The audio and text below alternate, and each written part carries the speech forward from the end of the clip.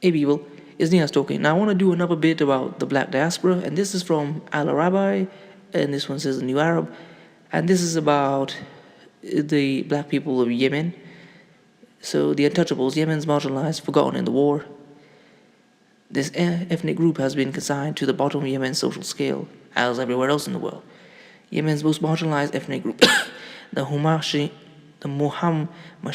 have been hit particularly hard in Yemen's civil war as their neighborhoods are pounded both by coalition airstrikes and Houthi shelling. They are Yemen's untouchables. They call themselves the Muhamasheen, the marginalized or dark-skinned ethnic group that for centuries have been consigned to the bottom of Yemen's social scale, faced with discrimination and racism shunned by others. They live in shanty towns on the outskirts of cities, are often refused schooling and work menial jobs like shoe shining or street cleaning or turn to begging. Our Yemenis have traditionally called them the Akdam servants. Sounds just one step away from them calling them slaves. In a country where belonging to a tribe is vital to guaranteeing protection, status, and livelihood, their community, which some estimates says numbers nearly 3 million people, is without a tribe and ignored by the government. As a result, they have been hit particularly hard in Yemen's civil war that is pitting the government, backed by a Saudi-led coalition against Houthi rebels and forces loyal to Yemen's ousted president. The neighborhoods have been pounded by coalition airstrikes and Houthi shelling, shattering their makeshift homes, hobbled together from sheets of metal, cardboard, and blankets. Many have been thrown into a state of constant displacement, no one to take them in. Some tell of fleeing from strikes by one side, only to be hit again by another of the many factions and combatants in the conflict. Yemeni groups distributing humanitarian aid ignore them, they say. And this is very true. When you see pictures of Yemeni, just type into Google Images, Yemeni people. The ones who are starving predominantly are Africans, black Africans. And I'm going to put some images of that. That is just heartbreaking. We are naked, we have nothing, Husna Muhammad said. Choking back tears, she stood at the charred remains of her shack in a slum of the marginalized in the western city of Taiz. Her home was burned down in March where a mortar hit her neighborhood and the fire was blown to her shack. Hit her neighbor and the fire was blown to her shack. Walid Abdullah, a 20-year-old member of the marginalized at his home district in Taiz, Al-Jamaliya, was hit early on in the war by shelling. The whole community, few hundred families, fled to Al-Rahda, another town in Taiz province. Later, they had to flee again when Saudi airstrikes hit Al-Rahda. Now he's in Sana'a, the Yemeni capital, and says his family is spread around multiple slums in the city. In the airstrikes, he lost his only source of income, a motorbike he offered for rent. Now I have nothing, he said. An estimated 9,000 have been killed in the past year of fighting in Yemen, and more than 2.4 million have been driven from their homes. The death toll among the marginalized is difficult to verify because few pay attention to them. One advocacy group, the Yemeni Organization Against Discrimination, said it documented more than 300 killed, including 68 children and 56 women. The true number is likely much higher. Head of the organization, Yahya Said, said, "The origins of the marginalized are unclear. Popular tradition says that they are descendants of Ethiopian soldiers who invaded Yemen in the 6th century. Other theories suggest they were Africans who were among the first to inhabit coastal cities in Yemen. Official government statistics have put their population at around 5 million, but marginalized activists say they number around 3 million. UNICEF has estimated they amount to about 10% of the population, or 2.6 million. For generations, they have been treated as a permanent underclass. Yemenis call them unclean and tell their children not to mingle with them. One common proverb among Yemenis goes, clean your plate if it is touched by a dog, but break it if it's touched by a kadam. I don't even know what that word means, but I for sure can guess. Activists say schools and hospitals often turn them away. They say women in the community are vulnerable to sexual abuse by other Yemenis who are confident that courts will not prosecute them or that their trials will intimidate the marginalized into silence. In contrast, if a marginalized man is believed to be fraternized with an outside woman, his entire community can be driven from their homes as punishment. Does that sound familiar? Does that sound what happens like in America where Rosewood, Black Wall Street, and other cities were completely destroyed for fraternizing with the wrong women? The more things change, the more they stay the same. The children of the marginalized who defy social stigma and attend schools often face harassment from teachers and fellow students.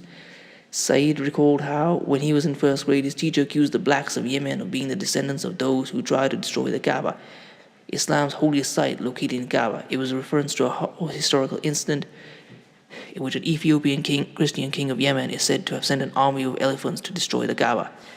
Imagine 70 students looking at me in disgust, Said remembered.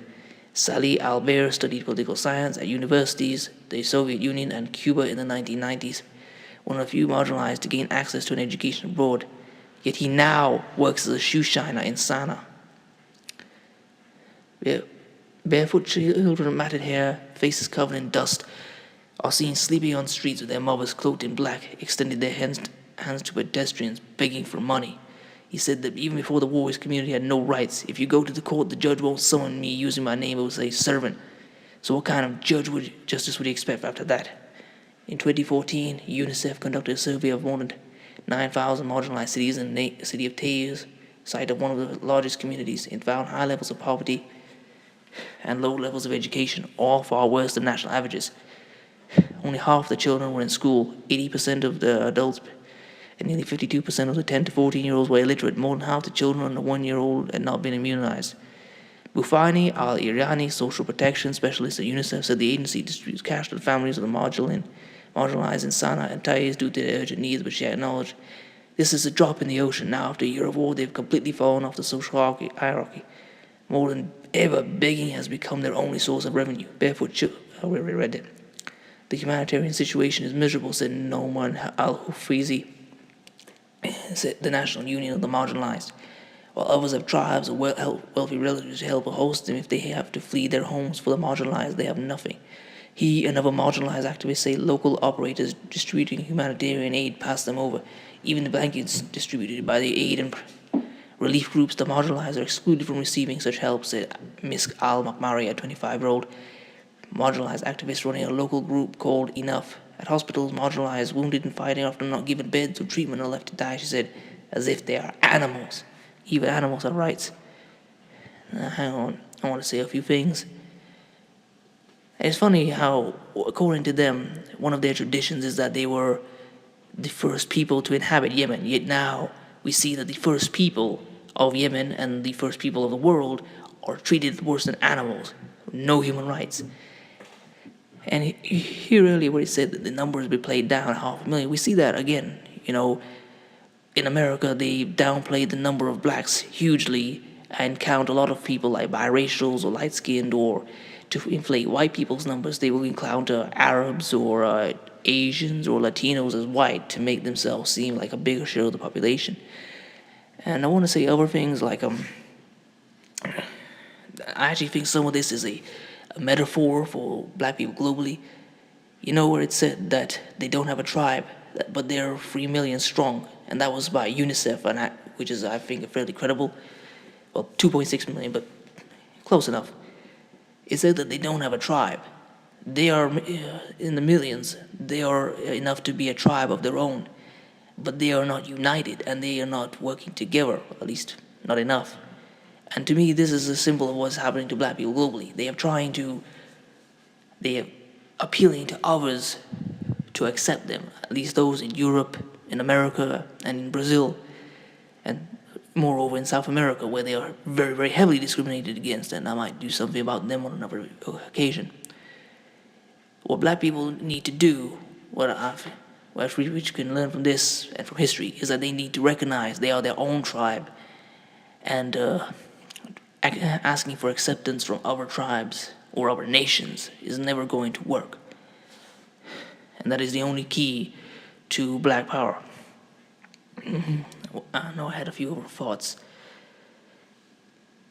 And it's sad that in 2018, over like 100 years, almost 100 years after Marcus Garvey went to America, that we are still seeing black people brutalized and denied education or human rights and fought over like animals. And it's like the group in Detroit, the community group near Detroit said, we all we got. Black people, you need to stick together. And I know I had something else to say, but it's slipping my memory. Oh well. Anyway, I hope you found this informative. If there's anyone who has some charity or something that can help, please do something to help them. I don't really know what to do, but The first step is knowing that these people exist and they need help. Please comment, rate, share, and subscribe. If you want to support this channel, leave the PayPal in the description. And I'll leave the sources in the description so you can look them up and see them for yourself. Thanks. Bye.